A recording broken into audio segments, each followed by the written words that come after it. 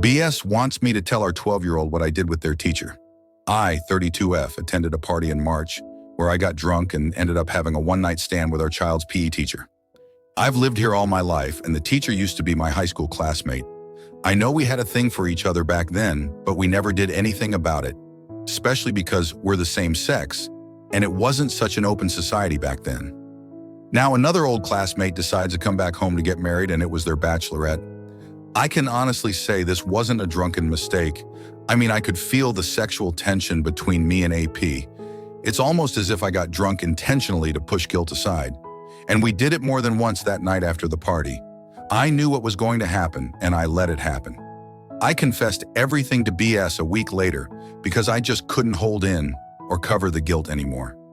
I also hoped that it being same sex would lessen the blow, but it didn't. They even seemed more angered. They were raised Christian. BS left the house for 2 days, then moved into the guest room when they came back. They have also refused to eat anything I make, even today, which I understand and take no offense at all. Thankfully, it doesn't seem like our child has noticed much any of this hostility yet. It took up to a month before we finally struggled through the first conversation after my confession, and I was completely open and transparent, 100%. I answered every single question, even as they looked at me like all they wanted was to spit on me. I even apologized for ever thinking AP's gender would make it better in any way. So yes, I know I did wrong. I broke our vows of 13 years. I accept the full blame. But I'm finding too hard to accept the ultimatum that BS has given that I have to tell our child what I did with their teacher. How? How the fuck am I supposed to do that? The real question is even why. I honestly do not see a reason why. BS's reason is that someone might have seen AP and I that day, so our 12-year-old needs to hear it from me before they hear it from outsiders. I've tried to explain that nobody saw us, nobody suspects anything. Some of us stayed in the hotel the party was held at, and some of us went home. I decided last minute that I was going to go home too, but then AP said I could crash at their place since it was close by. They live alone. No one even heard us talk because we were already walking to the Uber they'd called by then. I was barely even tipsy by then. We did more drinking when we got to AP's, and that's when it happened. So yes, I'm 100% sure that no one else knows about this. The teacher has sworn never to say anything because they don't want to lose their job and the kids they have in training. So why? Why do I have to burden our child with this? BP hasn't threatened to do it if I won't, but it feels like they might say this soon. It seems like this is so important to them for some reason. Is this his way of trying to get revenge against me by making my child lose respect for me? I feel like that's a low he shouldn't even consider breaching. What we need now is MC. But they have refused because it's a small town and everyone knows everyone. They know we don't have to share the full details with the MC, but they still won't go. I know I'm the WS here, but I just don't see why my child need to know. I have cut all contact with AP. I cannot lose my child's faith in me. Will I be unhinged if I choose divorce over telling? I don't even know if that'd even salvage the situation, because I feel like my husband would then tell my child out of spite anyway. He doesn't want a divorce, at least for now, since he wants to give our child a stable home. I'm stuck between a rock and a hard place. Story 2. 1 year later, lessons in healing.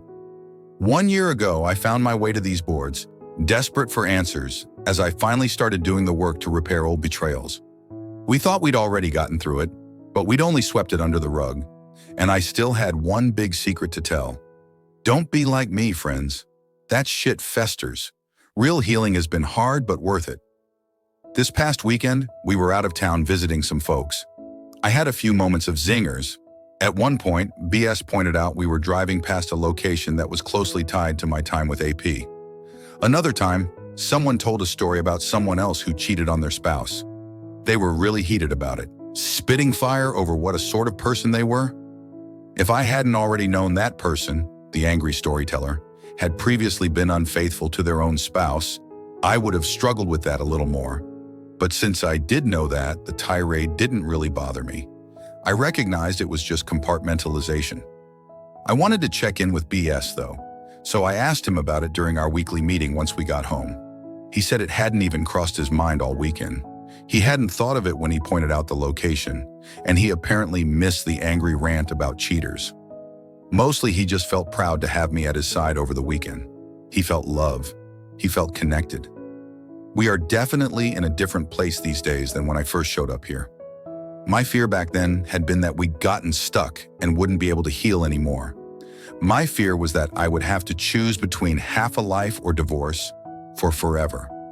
My fear was that if he really knew it all, if he knew who I really was, we would be over. But I was tired of living in fear. Can you ever be truly loved if you're not truly known? That question has stuck with me. So I have been doing the hard and brave things to finally fix what I broke so long ago. It's not perfect. There are some things I still want to talk about, but can't quite yet. No secrets, just vulnerable things to share. But now we are actually healing, and that feels very different from the familiar, brittle truce of rug sweeping. It's the difference between a peace treaty and a ceasefire. But folks don't seem to stick around these pits of despair long term. So many people perceive a fair recovery to be fucking miserable with a low chance of success. Confronting the most selfish and shameful parts of yourself is fucking miserable, but not worse than ignoring it and continuing to suffer. So I'm back to share a story of success to help balance that narrative, even if my therapist was ultimately right about healing and moving on. In one of my first posts here, Breakfast noted, I felt my life relationship was framed entirely around my infidelity, and I needed it to grow into something with a more fulfilling and productive future focus. Valid and astute, that's exactly what I needed. First, we had to do the hard parts of healing, to give BS what he really needed, but now our focus is on more. We tried joining an affair recovery community as a way to move forward together, but that wasn't the right fit for us. We also started exploring a different interest together, but there wasn't much community related to that, so I created one. And now we have a group of over 200 people with similar interests in self-growth. That has been pretty cool, actually.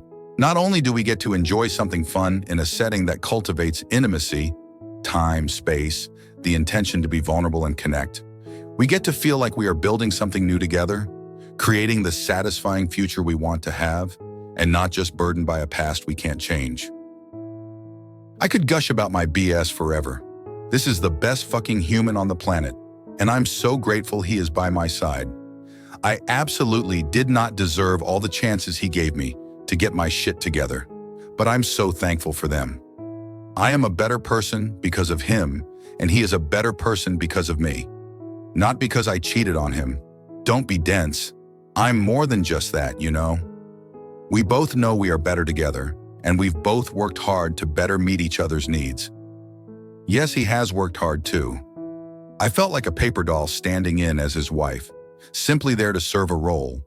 Needs to look like a person, but doesn't require any depth. I felt like the more he knew about the real me, the less he actually liked me.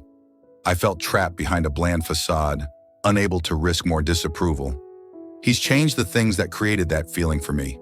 Today I feel seen, unconditionally accepted, admired. I feel like it's safe to be myself and I won't be rejected. I even feel trusted. A couple months ago, BS made me an offer, a privilege I didn't think I would ever have again. I was surprised, but that really felt like trust. I declined it, for reasons that surprised him. For him, that reinforced that I was worthy of his trust. His offer was genuine, not a trap. I just pointed out concerns he hadn't considered and which showed him that I absolutely prioritize our relationship. That was a really good moment. So that is what healing looks like for us, 11 plus years after infidelity and 6 months post final D-Day. I'm sure I'll still pop in from time to time.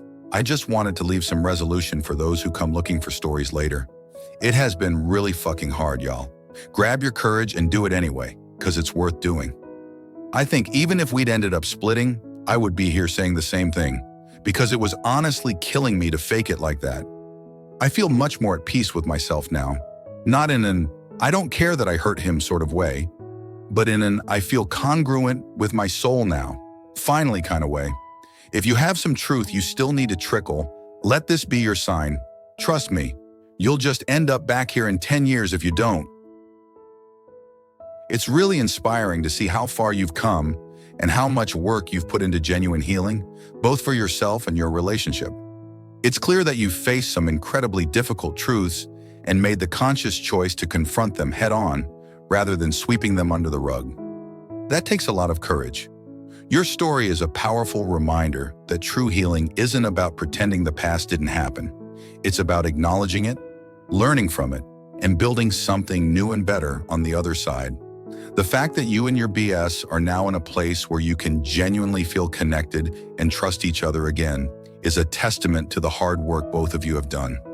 I think a lot of people underestimate just how much effort it takes to rebuild trust after infidelity, and how critical it is to be honest with yourself and your partner about everything. It's not just about confessing, it's about continuous self-growth and making choices that reinforce the trust you're working so hard to rebuild. Thank you for sharing your journey. It's a beacon of hope for those who are struggling, and it's a reminder that healing is possible.